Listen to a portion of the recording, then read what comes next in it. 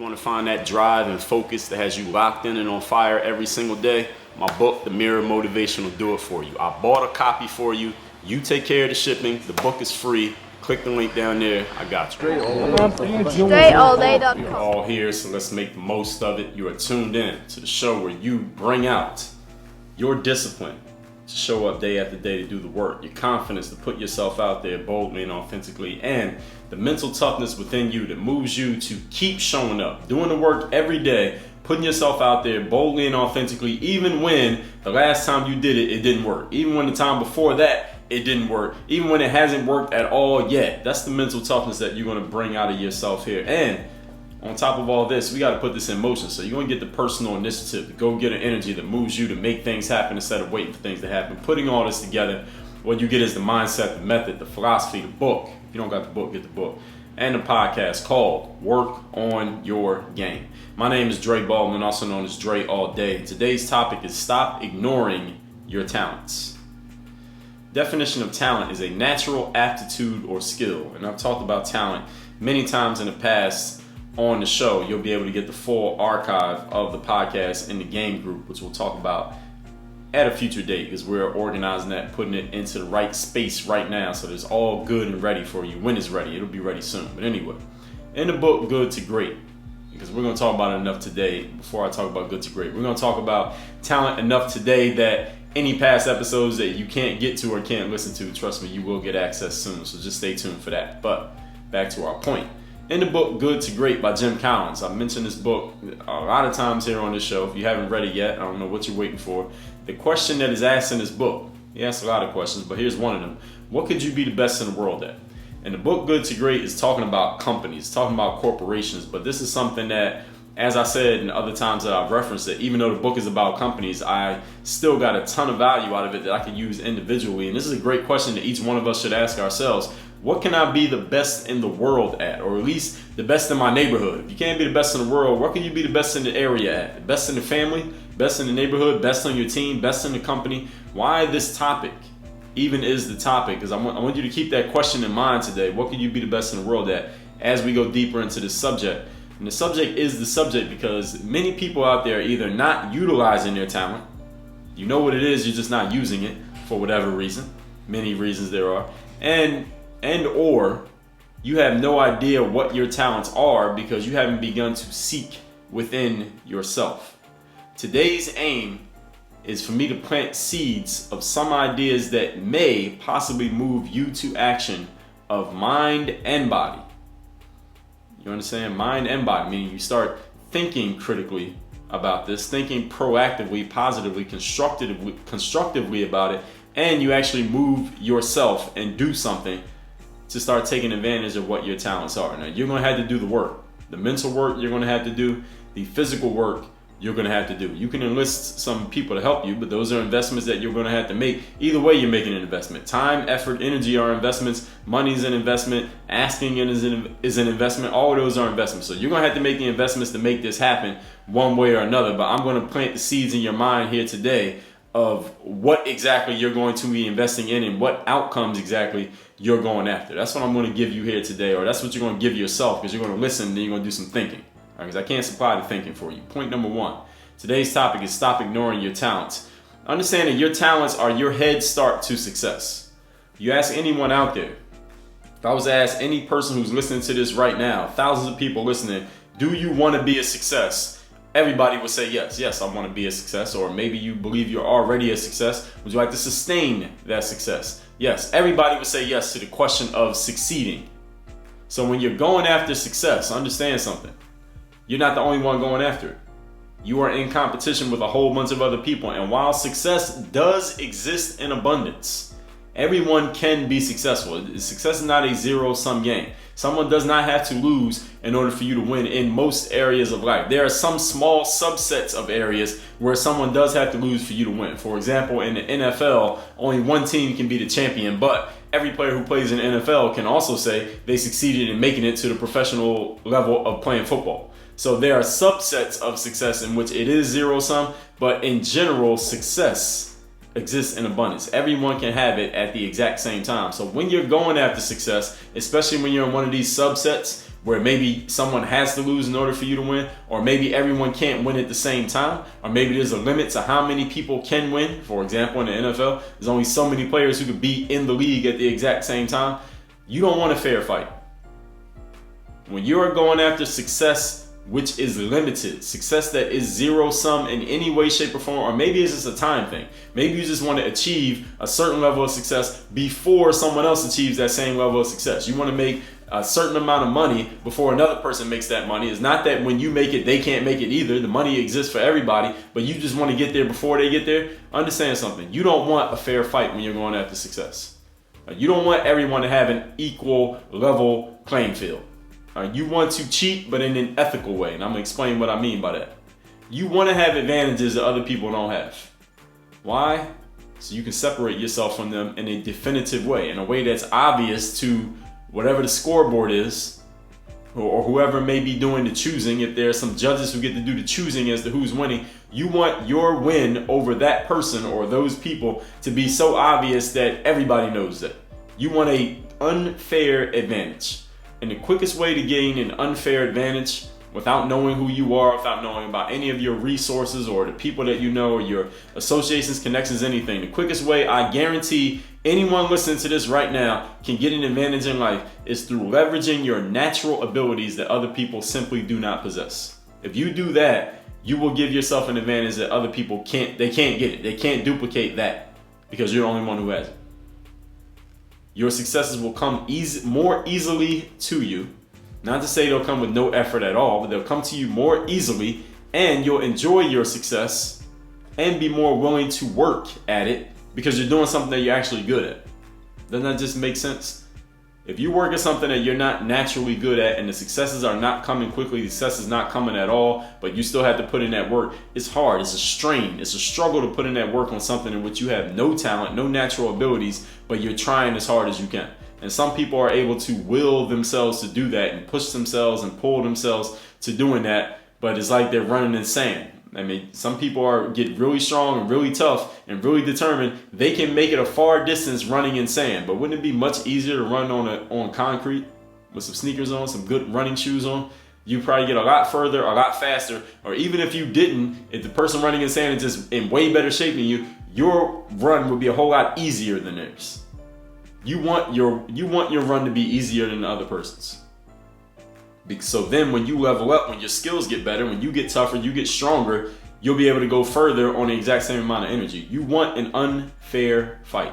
The quickest way to get an unfair fight is to leverage your natural abilities, because I guarantee not everyone has the same natural abilities that you have. And as you move up in levels, that natural selection, there'll be more and more people who have some of the same natural abilities as you, but there's always something that can separate you from the group. I don't care how naturally selected that group is. You will enjoy it, the process, the work, the effort that you're going to have to go through, because that will exist no matter how good you are, but you'll enjoy it and be more willing to keep doing it if you're doing something that you're actually good at, because you'll be seeing results, you'll be seeing that you're making progress, you'll have something to show yourself for it, mentally, emotionally, if not anything else. If not tangibly, you'll at least have something to show yourself to know that you're getting better. You can feel that you're getting better when you're working with your natural aptitudes and your natural skills. Now, you will develop more aptitudes and skills with effort, but you want to start with a base of something. All right, don't show up with absolutely nothing. You don't show up to a potluck dinner with no food. All right, you got to bring something. Point number 2. Today's topic is stop ignoring your talents. Your talent is, in a tongue-in-cheek way, I say the second most valuable thing you have next to your email list. But it's the most talented thing, is the most valuable thing you have, rather, your talent. It is your gift.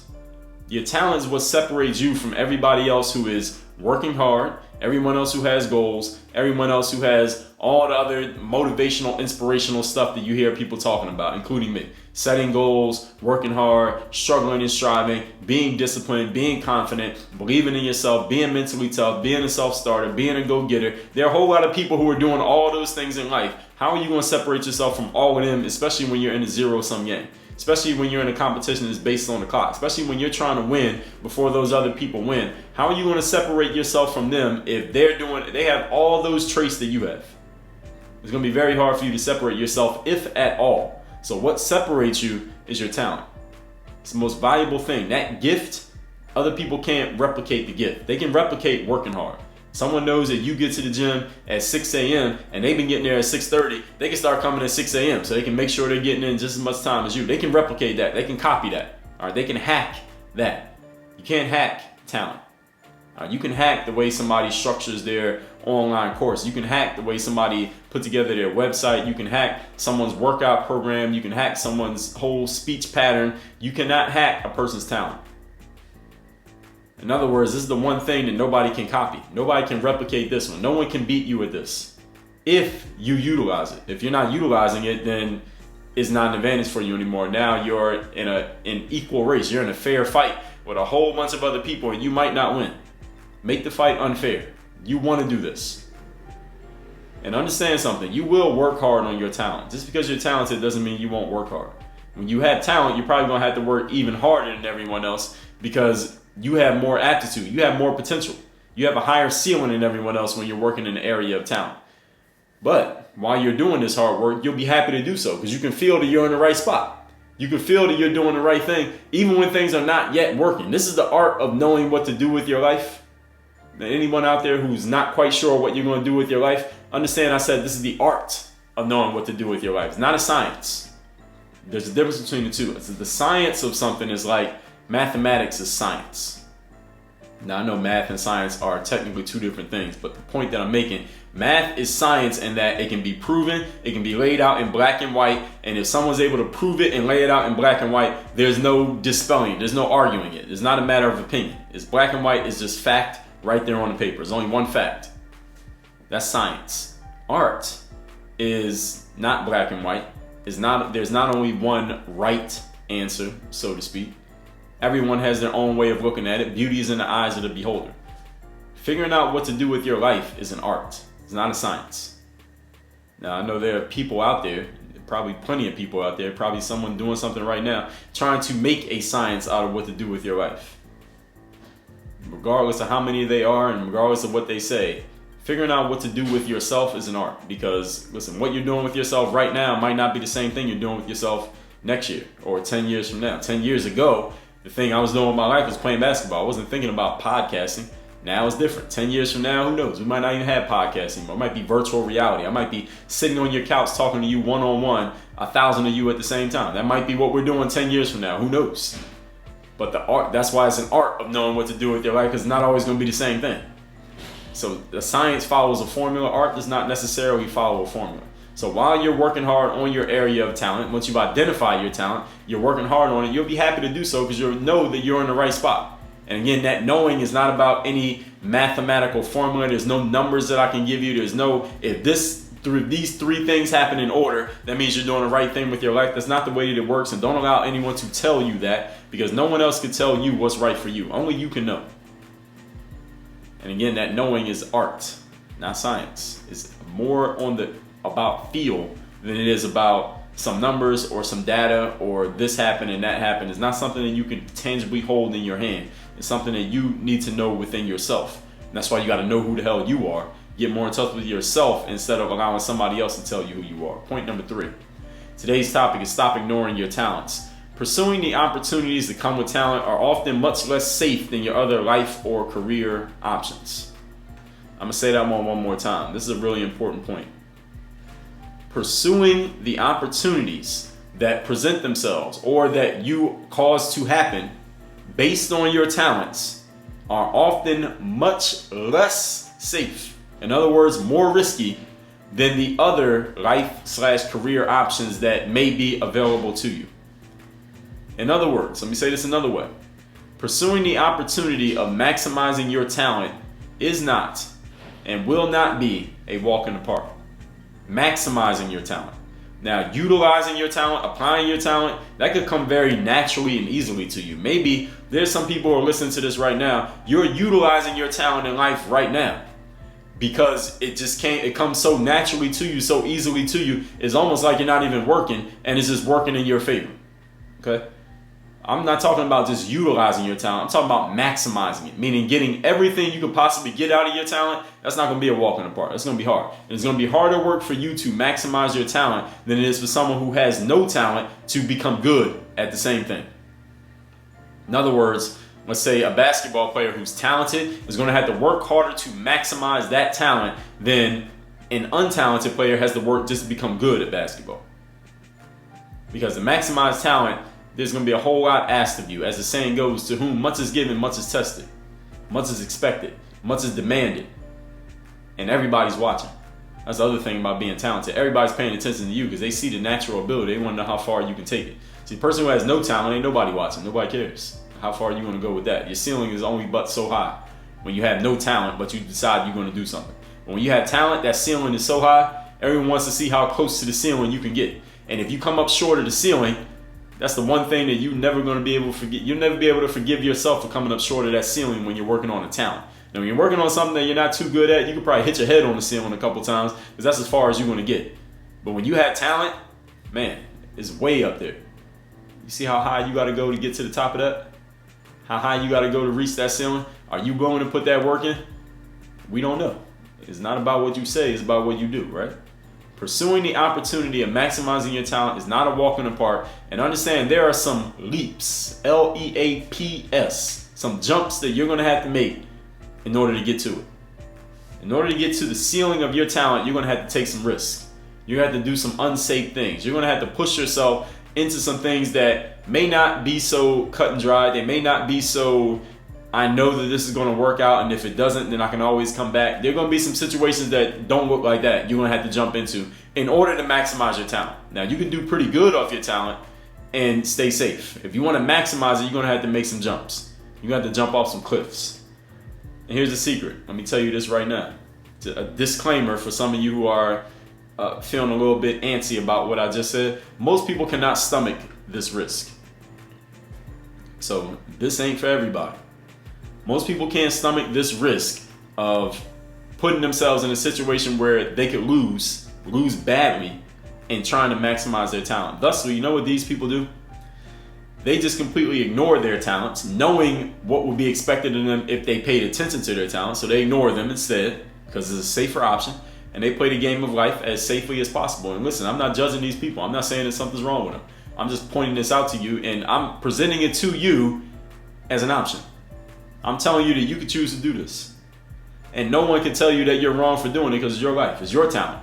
If you decide to not utilize it or not maximize it, nobody can tell you that you're wrong for it. Actually, plenty of people could tell you that you're wrong, but you don't have to listen to them. It's your talent. It's your life. You can choose to make the most of it. You can choose to not. Nobody can tell you that you're wrong for doing it. Actually, I just said that. People can tell you that you're wrong for doing it, but you don't have to listen to them. You don't have to tell yourself that you're wrong. It's your life. Have I said that enough? So people ignore their talents, play the game of life as safely as possible. See, the definition of ignoring, the word ignore, is defined as refuse to notice or acknowledge, to disregard intentionally. A lot of people are doing this with their talents. They're ignoring them. But understand something. In order to ignore something, you have to know that it exists. So you can't ignore something you don't know is there. You see, if I don't know that you're in the room, I'm not ignoring you. I'm just unaware of you. But if I'm ignoring you, that means I know you're there. I'm just acting like you're not. I'm just pretending like I don't see you. I'm just acting like I don't hear you talking. I'm just going to pretend as if I didn't hear you say my name. I'm going to pretend like that question was not asked. See, ignoring means you have to be aware. You can't ignore something unless you're aware of it. So when I say in today's topic, stop ignoring your talents, I'm not telling you to find your talent or identify your talent. I'm telling you already know what the talent is, but you're just not utilizing it. You are refusing to notice it, refusing to acknowledge it. You're disregarding it intentionally. And if you ask around enough in life, you'll meet many people, in my opinion, too many people, who are not doing what they really want to do with their lives. If you ask around enough, you talk to people long enough, if you employ the skill of asking questions and listening, as we talked about yesterday, do this often enough with enough people, you're going to find that there are so many people, I would say the majority of people in the world, majority meaning more than half, the majority of people are not doing what they actually want to do with their lives. That's a tragedy. Unfortunately, for many people, let's say my generation and maybe anyone older, those opportunities to do whatever they wanted to do, they were not always as readily available to them as they are to us right now. Starting with people around my generation. So let's say people who are into their 30s now. Because I got out of college, when I got out of college, that's when social media, we weren't even calling it that then. Social media came around probably about 5-6 years after I graduated from school. So anyone who's older than me, maybe you didn't have that, not maybe, you definitely did not have that opportunity to just do anything that you wanted to do at any time. You might have been able to assimilate it to it later, but you might have already chosen your path before then and got yourself in something that maybe you couldn't get out as easily as you wanted to. Any of you who's under the age of 35, all right, you have no excuse. You're 35 and under, you have no excuse because all this stuff is available to you. Self-publishing, YouTubing, podcasting, the internet, building a business from your house off your phone without getting up off the couch. That wasn't available to somebody who's 45. It wasn't available to somebody who's 62. It's available to you though. And if you're 45 or 62 listening to this right now, you also don't have an excuse now because it's available to you now. I mean, there's nothing stopping you except you. So as I was saying, the opportunities were not always as readily available to everyone as they are to all of us now, starting with people who came of age around the time that I was getting out of college with this thing called the internet. But many people have settled into positions that they're in. Of any age, there's some of you 25 who have settled into a position that you don't really want to be in, doing something that you really don't want to do. You won't admit it, but you know it's not what you really want to do. People settle into these positions because they feel like they have to. If you're listening to my voice right now, understand something. Regardless of your age, you have no excuse. And I want to tell you one more thing on top of you not having an excuse. There are risks involved. Risk is not an excuse, in my opinion. To many people, risk is an excuse. Because the risk, they can always say, well, look, if I do this and it doesn't go right, then this bad thing will happen. That's their reasoning or their explanation or whatever word they want to call, whatever softener they want to use for not jumping in and taking that risk or jumping off that cliff and taking that risk or whatever they consider to be a risk. I understand it. I understand what you're saying, but I don't agree with it. I've heard people say how they worked full time let me give you an example. Like in entrepreneurship, I hear people say this often. They worked full time at whatever job they were working at, and they built their dream business or whatever they were doing. They built their business on the side while working full time until they got to the point that the side business, surpassed what they were making at the full time business, and then they safely got rid of the full time business. Not the full-time business, the full-time job, and start running their business. So they built their business on the side until the business was bigger than what they were doing full-time, and then they were able to drop the full-time thing and just run their business full-time. They were able to safely move from working full-time to running their business full-time. Or I hear somebody say how they saved up enough money. What in entrepreneurship we call it the runway. You save up enough money as a runway, so to speak, to give themselves time to make their business work. So they save up a year's worth of runway. So I give myself a whole year to make my business work while all my expenses are paid. My housing is paid, my food is paid for, the kids' daycare is paid for, my car insurance is paid for a whole year. And I got a whole year to make this business work and make me enough money before I might have to go get me a full-time job because the business is just not working. I heard people say things like that. But I want you to understand something. It's not always that smooth. I've heard some entrepreneurs say this as if, and I've heard entrepreneurs say things like, entrepreneurship is not risky. The best entrepreneurs minimize risk and everything doesn't have to be risk. Is actually less risk than doing anything else. I don't believe that is always true. Actually, let me take out believe. I know that that's not always true. There are some risks that you're going to have to take to maximize your talent and be who you want to be. And I'm using entrepreneurship as an example, but it doesn't have to be about being an entrepreneur. You will not always be able to walk from where you are to where you want to be. If you remember just one thing from this episode, remember that. You can't always walk there. Sometimes you got to jump. And if you don't make it to the other side, you're going to fall. I'm telling you straight up, that's what it is. Now, you got to decide, knowing that, if you're still willing to jump. Many people won't jump. Many people hear that and they say, okay, I'm just going to stay safely right here where I'm at. I'm going to back up off the edge of this cliff and I'm going to just chill on this side where I'm at. Some people take the jump and some of them don't make it across. I'm telling you that too. This is not a guarantee. If you're looking for a guarantee, the only way The only guarantee in life, what do they say? Death and taxes. Everything else is up in the air. It is not always smooth going from point A to point Z, wherever you're trying to get to. It doesn't work smoothly for everybody. Some people, maybe they can make that smooth transition, just walk into where they want to get to from where they were, but not everybody. Sometimes you got to jump off the cliff and grow your wings on the way down. If you happen to not make it to the other side, you can fly back up. You may not have to do that, but if you're not willing to do that, your talent may end up being wasted. And this is all metaphorical here. I'm not talking necessarily, it doesn't necessarily have to be about business. It can be, but it doesn't have to be. You may not have to take a huge risk in order to maximize your talent. But if you are not willing to take a huge risk to maximize your talent, you probably won't do it. There's a book called Relentless, written by Tim Grover. Now, Tim Grover was the trainer during the majority of his career of a guy I mentioned as a virtual mentor by the name of Michael Jordan. And one of the things Tim Grover talks about, and Tim Grover he's a trainer. He helps basketball players with their off the court and on the court skills, helps them with their mindset, all this stuff. Very well respected, well known trainer. He's trained Jordan, Kobe Bryant, Dwayne Wade, several others. Now, in his book, Tim Grover doesn't so much say it, but he alludes to it. He kind of talks around it because I don't think he wanted to say it in so many words. But one of the things that he alludes to in his book is that many players work with him for some period of time, but they don't keep working with him year after year after year.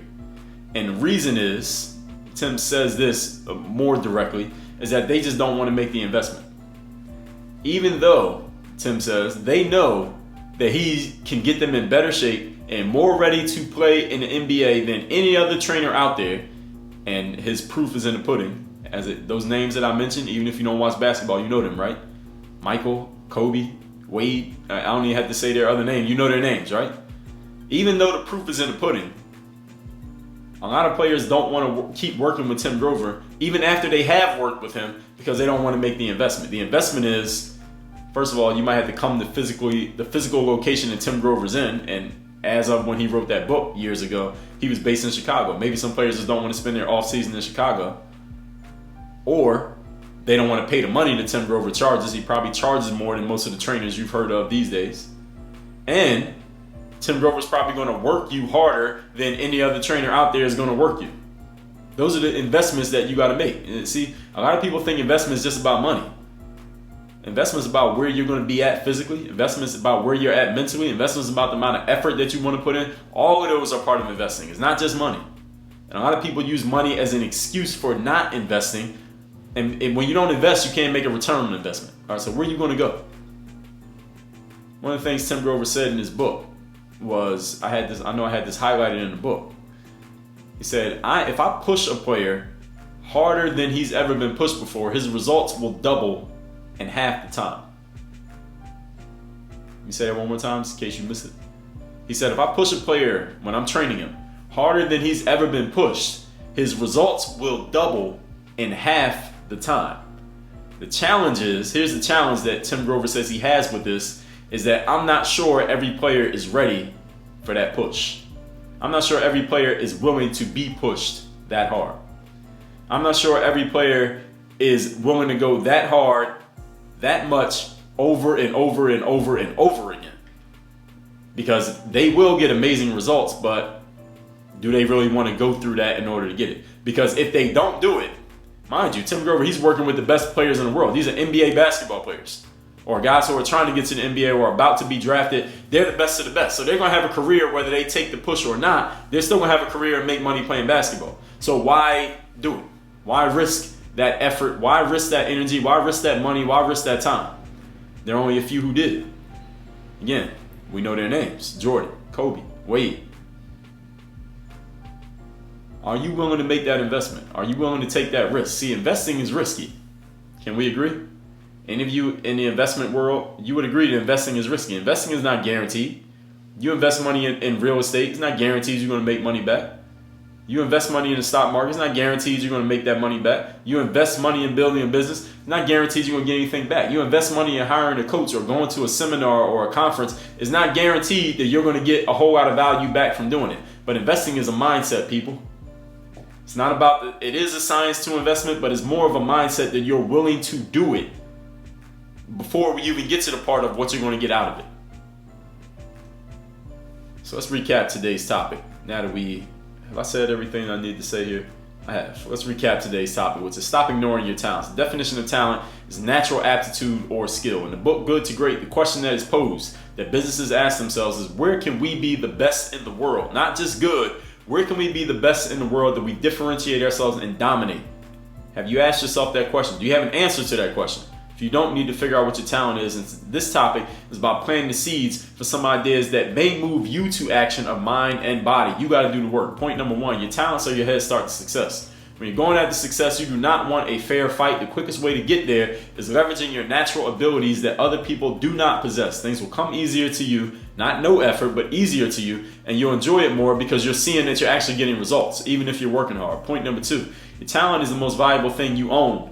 It is your gift. It separates you from everyone else who is also working hard, also has goals, also is determined and motivated and all of that. Even when things are not working, you'll feel like you're in the right spot. Knowing that you're working with your talent is the art of knowing that you're in the right place. It's an art. It's not a science that you can do through a formula or an Excel sheet. It's an art. You'll know when you're doing the right thing. You got to try things to figure out what that is. Point number three, pursuing the opportunities that come with talent are much less safe than your other career options. Like I told you with Tim Grover, you could be a talented player and make a career playing basketball without ever working with the toughest trainer who's going to push you the hardest and make you do the most and probably charge you the most money. You can still have a great career without doing that. So that risk of the time, effort, location, energy, and money, why make that risk? Most people don't have an answer to why make that risk. Is why most people don't take up the challenge that he offers, or even when they do, they don't come back to do it again and again and again.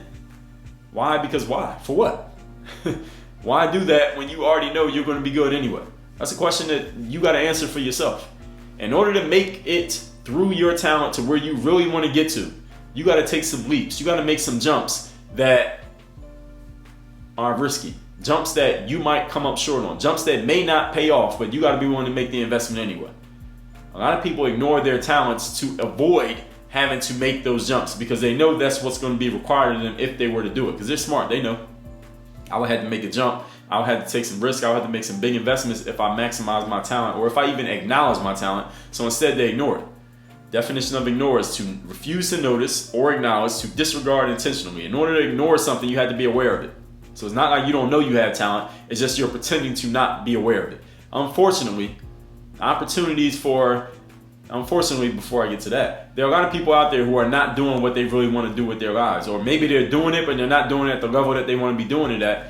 And the real reason a whole lot of people are not doing what they really want to be doing is because they're ignoring their talents. They're acting like they don't have these specific talents. They're just doing other things that keep them looking busy, keep them active, and maybe even paying off well enough, quote unquote, for them, but they're not maximizing their talent. Thing is, for us these days, with all the information that's out there, all the people like myself who are sharing information, maybe like yourself, there's no excuse for you not doing what you need to do to maximize your ability. It's not like you don't know what to do. It's just a matter of you not being willing to do it. And yes, there are risks involved. Yes, you may fail. Yes, you may not make a return on that investment. Knowing all of that, are you still willing to try? Most people ain't. I've heard people say in business, for example, how they worked full-time, built their business on the side until their business surpassed their full-time work, then they safely moved over to running their business, or they saved up enough runway and made their business work safely with no risk involved. Some people it works that way. A lot of people it doesn't. Here's the thing you got to know. It is not always going to be smooth. It does not always work for everybody. Sometimes you got to jump off the cliff, and even if you come up short, you can grow some wings on the way down. You may not have to do it, but if you're not willing to do it, your talent just might get wasted. That's for you to marinate on. Now, you want to learn how to bulletproof your mindset so you can be that mentally tough and do what you need to do. I made a 20-minute video that I sent to your inbox about bulletproofing the way that you think, the way that you look at your life. One specific tip for bulletproofing your mindset. Go to workonmygame.com/bulletproof. Workonmygame.com/bulletproof. And I will give you that video straight to your inbox. Work on your game. Dre all day.